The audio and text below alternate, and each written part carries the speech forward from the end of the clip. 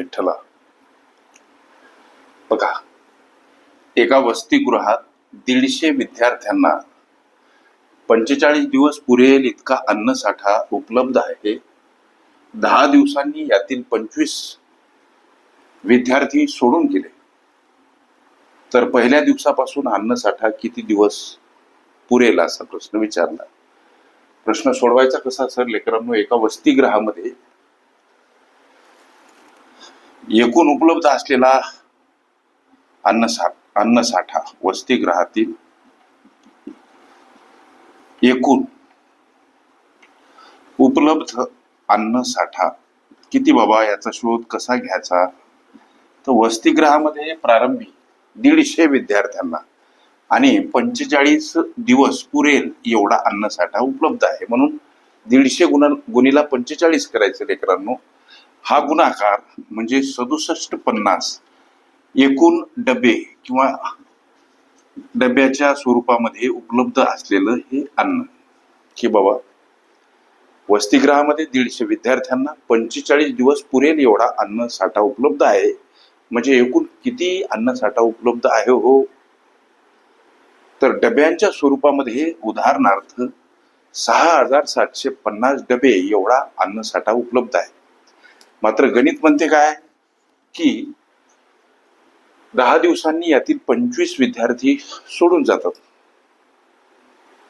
जाऊ द्या गेले तर इथं 10 दिवसाचा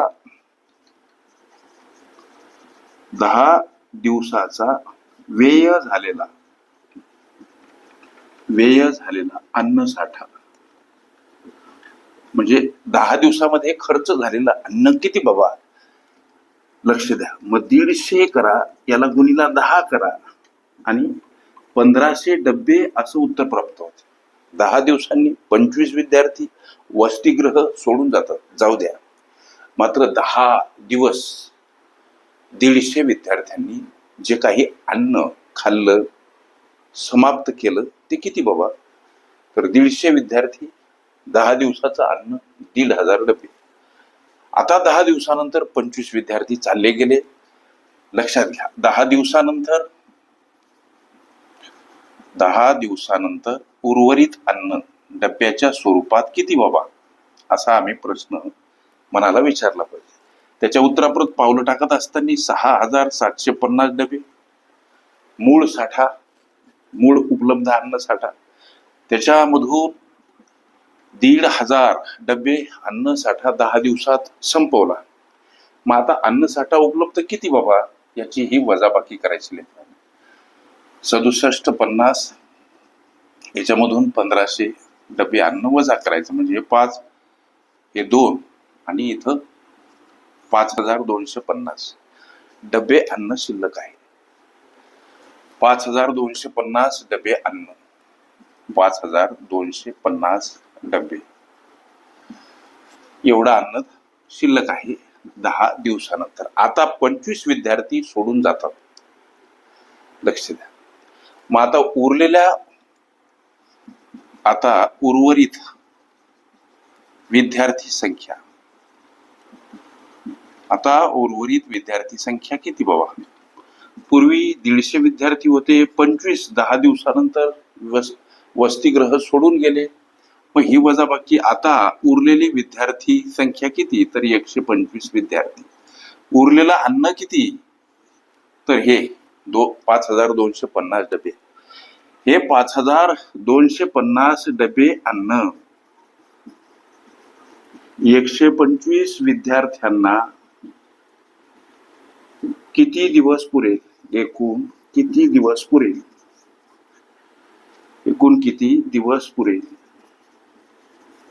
मग करायचं काय? तर उरलेलं अन्न 5250 डब्यांच्या स्वरूपात, आणि आता विद्यार्थी संख्या 125 उरली. लेकरांनो, हा भाग 42 न जातो, म्हणजे 125 विद्यार्थ्यांना हे उरलेलं अन्न 42 दिवस पुरेल. मग तुमचं 42 दिवस उत्तर का? उरलेलं अन्न 42 दिवस पुरलं आणि पूर्वीचं हे 10 दिवसाचं अन्न.